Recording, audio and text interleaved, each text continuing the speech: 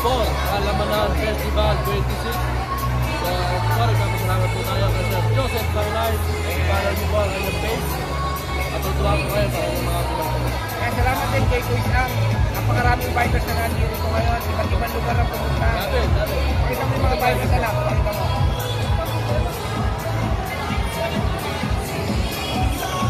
Ayan, enjoy po kayo dito sa ating Padyak-Sikat sa Giginto. Thank you so much. Sa mga nakikita nyong bike na yan na inaayos ni Kuya Ang, sigurado ako, lahat ng riders na dumating ay nagsipag-register. At ang unang 800 bikers na nagpalista, syempre automatic, may libreng t-shirt yan. Kung hindi ka naman umabot, may chance ka pa rin manalo ng alinman sa mga bike na nakita nyo kanina. Hindi nga rin pala inaasahan na ganito kadami yung magdadatingan na bikers mula sa iba't ibang lugar dito sa Luzon.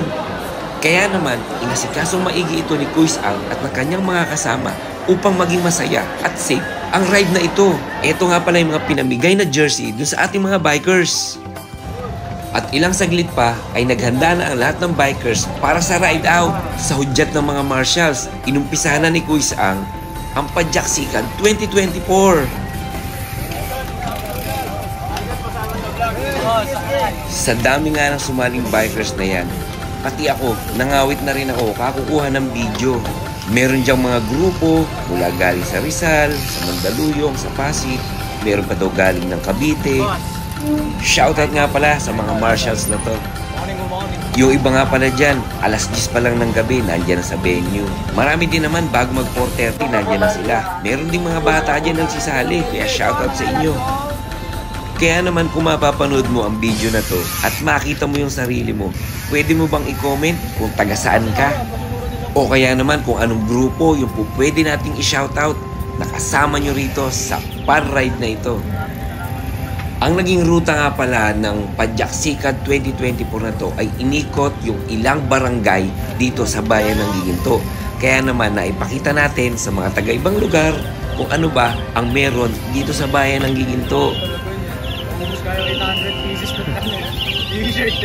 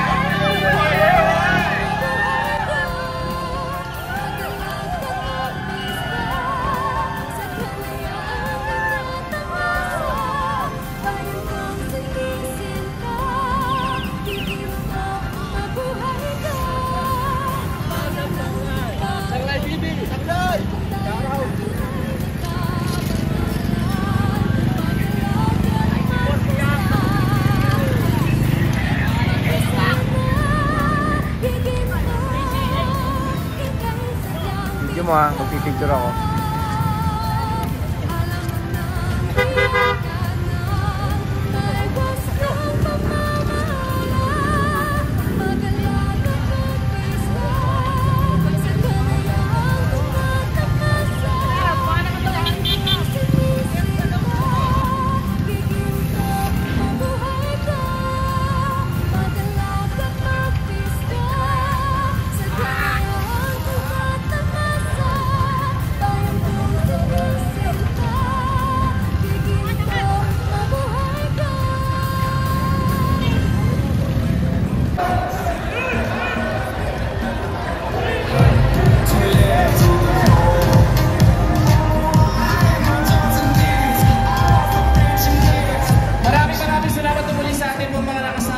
ating scholar anak Pajaksikan. Of course, yung mga Pajaksikan na lang sa mga... Kaya ata niya kay Chris. Isama natin yung bata, yung early bird. Youngest, yung youngest dito.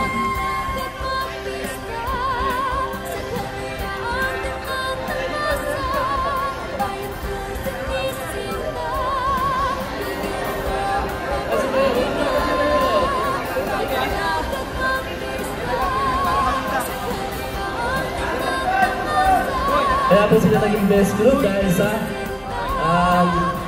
okay yung